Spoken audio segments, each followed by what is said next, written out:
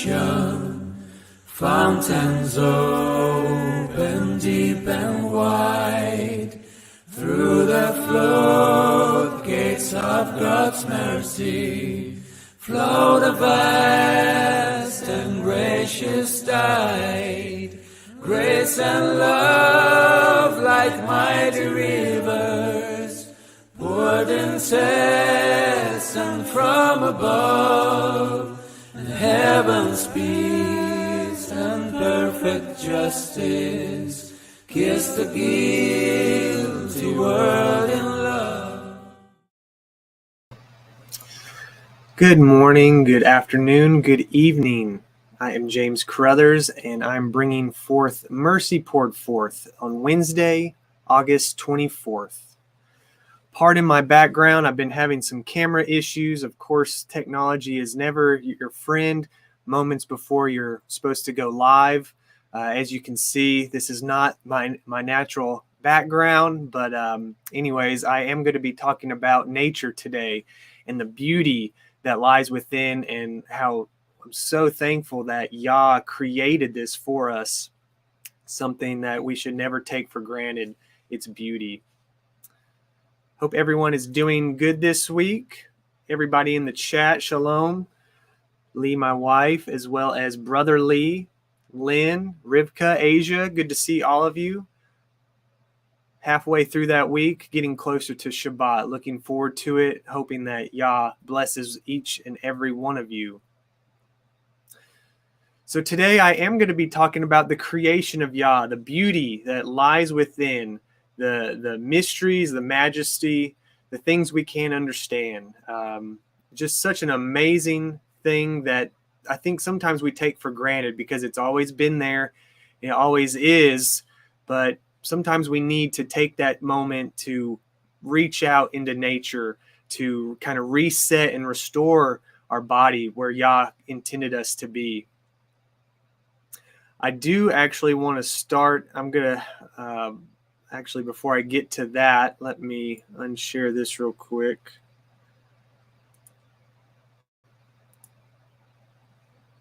So in the land we rest and stand on, the air we inhale and exhale, everything that powers our lives is because we have nature.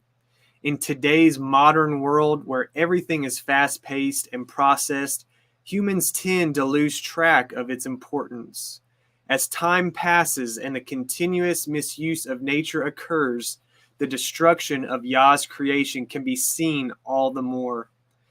How we handle and care for the rich and vast blessings that is nature and surrounds us tells us the kind of character we are as a person. Yah is the artist behind the seas, the mountains, and even ourselves. Nature is beyond priceless and ravishing. Through nature, we can see with our own eyes the love and compassion Yah has for us. We are able to thrive and nourish ourselves with never-ending resources that come in free from the hands of Yah. He speaks to us through the streams of waters, the fresh breeze, and the warm sunlight. So I just want to start off by actually reading Genesis 1. I think it's a beautiful chapter. It's simple, but yet so complex when you realize the creation at hand, what went into it, what is involved. I just thought this would be a great starting point, and then I'll share some scriptures to back up the creation and the importance of it. So starting in Genesis 1, verse 1. In the beginning, Elohim created the heavens and the earth.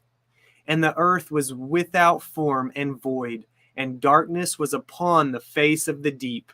And his Ruach Elohim moved upon the face of the waters. And Elohim said, "Let there be light." And there was light. And Elohim saw the light, that it was good. And Elohim divided the light from the darkness. And Elohim called the light day, and the darkness he called night. And the evening and the morning were the first day. And Elohim said, "Let there be an expanse in the midst of the waters, and let it divide the waters from the waters." And Elohim made the expanse and divided the waters which were under the expanse from the waters which were above the expanse. And it was so. And Elohim called the expanse heaven, and the evening and the morning were the second day. And Elohim said, let the waters under the heavens be gathered together unto one place, and let the dry land appear. And it was so. And Elohim called the dry land earth, and the gathering together of the waters called he seas. And Elohim saw that it was good.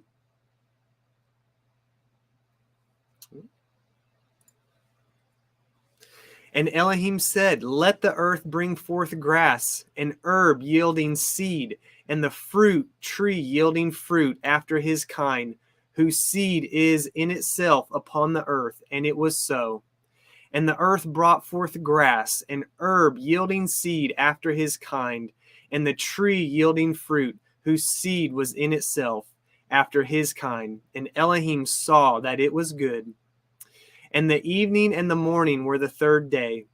And Elohim said, let there be lights in the expanses of the heavens to divide the day from the night, and let them be for signs and for appointed feasts and for days and years.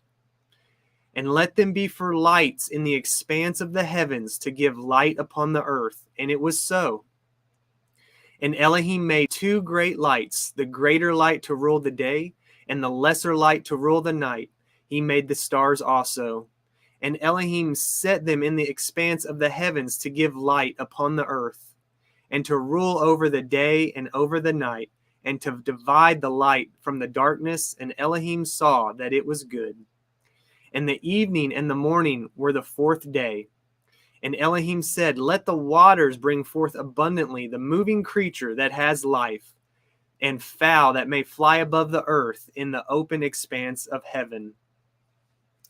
And Elohim created great dragons and every living creature that moves, which the waters brought forth abundantly after their kind, and every winged fowl after his kind. And Elohim saw that it was good. And Elohim blessed them, saying, be fruitful and multiply, and fill the waters in the sea, and let fowl multiply in the earth. And the evening and the morning were the fifth day. And Elohim said, let the earth bring forth the living creature after his kind, cattle and creeping thing and beast of the earth after his kind. And it was so. And Elohim made the beast of the earth after his kind, and cattle after their kind, and everything that creeps upon the earth after his kind. And Elohim saw that it was good. And Elohim said, let us make man in our image, after our likeness, and let us have dominion over the fish of the sea, and over the fowl of the air, and over the cattle, and over all the earth, and over every creeping thing that creeps upon the earth. So Elohim created man in his own image. In the image of Elohim created he him, male and female created he them. And Elohim blessed them, and Elohim said unto them, be fruitful and multiply, and replenish the earth, and subdue it, and have dominion over the fish of the sea, and over the fowl of the air, and over every living thing that moves upon the earth. And Elohim said, behold, I have given you every herb bearing seed, which is upon the face of all the earth, and every tree in which is the fruit of a tree yielding seed, to you shall it be for food. And to every beast of the earth, and to every fowl of the air, and to everything that creeps upon the earth, wherein therefore is life, I have given every green herb for food. And it was so. And Elohim saw everything that he had made, and behold, it was very good. And the evening and the morning were the sixth day. And then, of course, we know he rested on that seventh day, our Shabbat of rest. Just a wonderful, sometimes we forget to read this very first chapter that started it all. And there's so much in there, as we go out into nature and we witness the bugs and the birds and the creatures of the earth. There's so many species, so many kinds. It's just an amazing creation, amazing that he was able to diversify and create such unique and complex creatures even the plants, all the different species of food that we have. He created it all for us, for all of us to be sustained, from the smallest to the largest, us humans, which have dominion over it all. So I do have a few verses here that just kind of go into the details of creation, why it's important, why we don't need to forsake it, and just why we need to appreciate it. Genesis 2, verse 9. And out of the ground made Yahuah Elohim to grow every tree that is pleasant to the sight and good for food, the tree of life also in the midst of the garden, and the tree of knowledge of good and evil. You know, trees are an amazing creation. I did wear my tree shirt today to go along with this speech. You know, it's just amazing how Yah put his ruach, his breath, into us that we may live each and every day, and then provided the trees so that they can provide us oxygen to take that breath and then to exhale. Such an amazing concept. Sometimes it's simple, but yet at the same time it's so complex. Just an amazing thing that sometimes we can't comprehend, and that's okay. Genesis 8:22. While the earth remains, seed time and harvest, and cold and heat, and summer and winter, and day and night shall not cease. You know, throughout our years and throughout the seasons, they're consistent. They may vary from week to week, month to month, slightly changing, but they're always there. They have always been and always will be. And that's just a greater testament to the creation of Yah, that he saw this and put it in motion, and it's never ending, it's never ceasing. Psalms 118, 23 through 24. This is Yahuwah's doing. It is marvelous in our eyes. This is the day which Yahuwah has made. We will rejoice and be glad in it. What a marvelous thing he did.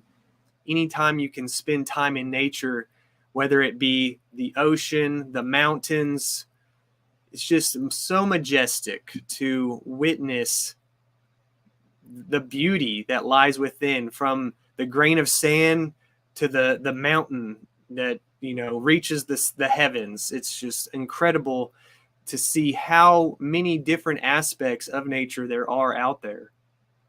And of course, it is good, and we should be glad in it and rejoice for that. He made it for us. For Ezra 6, verse 38. And I said, O Yahuwah, you speak from the beginning of the creation, even the first day, and said thus, let heaven and earth be made, and your word was a perfect work. You know, his creation is perfect, as well as his word, which we know as the Torah. It's perfect, and we need to put all of our hope and our trust in that, knowing that it is perfect and it will not let us down. We can always rely on it and what it can provide in our lives. Psalms 147, 8 through 9. Who covers the heavens with clouds, who prepares rain for the earth, who makes grass to grow upon the mountains.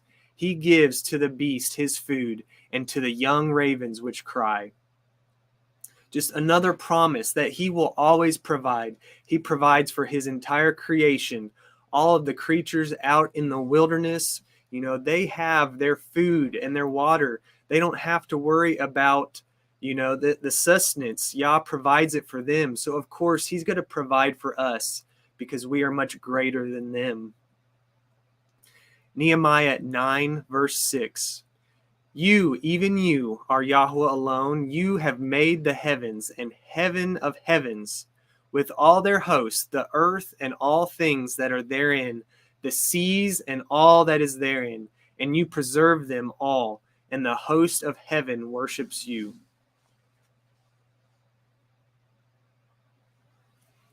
Second Baruch 13, 11 through 12. But now, ye peoples and nations, ye are guilty because ye have always trodden down the earth and used the creation unrighteously. For I have always benefited you, and ye have always been ungrateful to the benefits. It's so important to not take for granted the creation and this beauty of nature, whether it's littering, throwing trash on the ground, the things we're doing to nature, cutting down the trees for development or for resources, polluting our oceans and our waters, which then destroy the fish and all the creatures in the sea. It's so important that we do care for this creation, because it is possible to be destroyed. It will not last forever if we continue to destroy the creation that he made for us. It's just so important to appreciate those beautiful things out there, to respect it, and to care for it. Romans 1:20.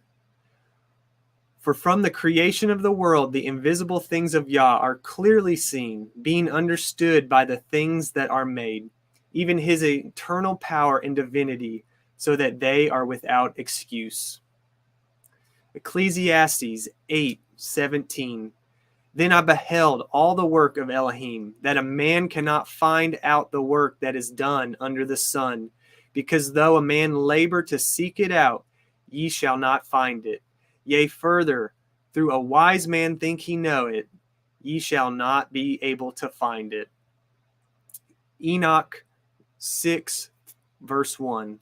They consider how the trees, when they put forth their green leaves, become covered and produce fruit, understanding everything, and knowing that he who lives forever does all these things for you. There's so many mysteries about this earth, our planet, just the creation as a whole, that we will never understand. And it's not really our place to understand. There is a place for science, but at the same time, it can be a distraction. It can mislead us from the bigger picture. And when we go trying to manipulate it by, cloning, manipulating the weather, there's so many things where in turn man is trying to play God and create of his own. We're not supposed to be doing that. We will face the judgment for those things. There will be consequences for doing that. We need to respect the nature and the creation, but not necessarily have to understand how it works. At one day in New Jerusalem, we can ask him those questions, and to understand the beauty and complex workings of his creation. 2 Baruch 32:1. But as for you, if ye prepare your hearts, so as to sow in them the fruits of the Torah, it shall protect you in that time, which Elohim is to shake the whole creation. So we know that there will be a day where the creation, is shaken. We will experience earthquakes, volcanoes, weather that, we've not seen before and experienced. So how do we stay grounded? We need that Torah, the word, the promises of our Father, to keep us steady during those growing pains, which are starting to take place. Psalm 1:2-3. But his delight is in the Torah of Yahuah, and in his Torah he meditates day and night, and he shall be like a tree planted by the rivers of water, that brings forth his fruit in his season, his leaf also not wither, and whatsoever he does shall prosper. That is how we prosper and survive through the cold, through the heat, those trials in our life. We must rely on his Torah and the goodness of Yah day and night. He will strengthen us. He will allow us to bear our fruit, our good fruit. It's so important to keep that in your heart at all times. And my last verse, such an important thing to remind ourselves, Matthew 24:35. Heaven and earth shall pass away, but my word shall not pass away. There will be a day where this creation, the beauty that he made for us, will no longer exist. but his words will last forever. And we just need to put our trust in those words so that we can endure until the end, and that we can have eternal life with him one day when this world is no longer what we know it as today. All right. Last thing here.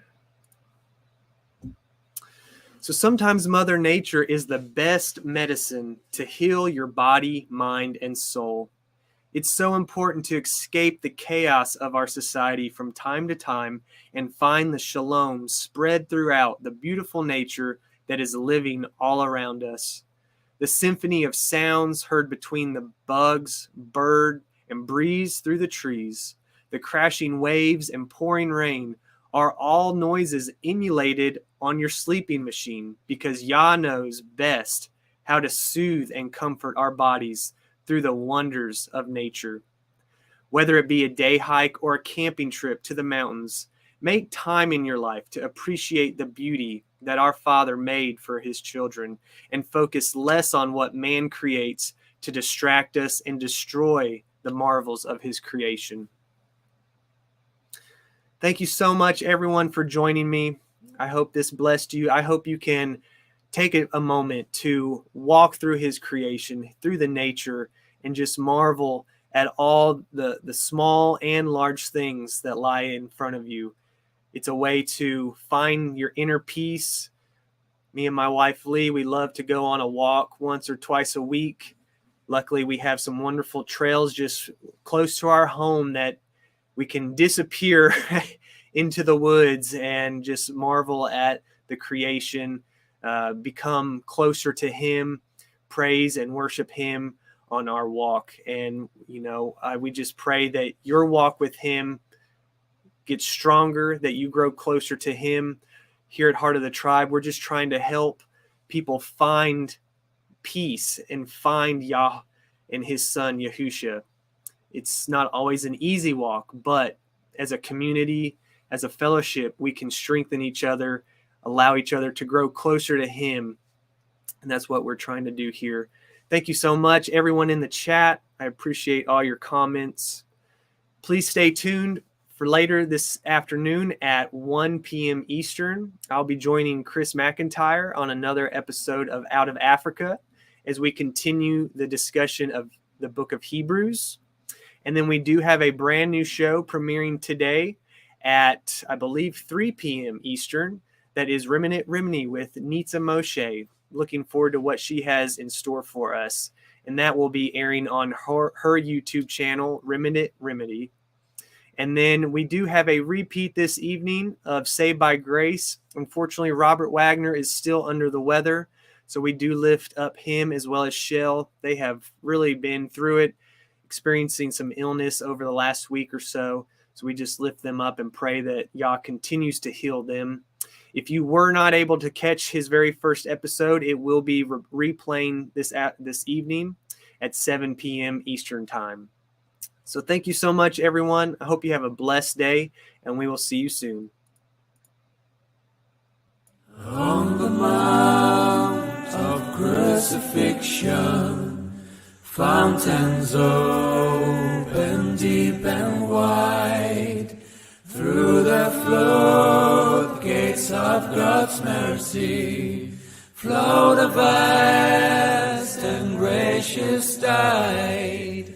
Grace and love like mighty rivers poured incessant from above, and heaven's peace and perfect justice kissed the guilty world in love.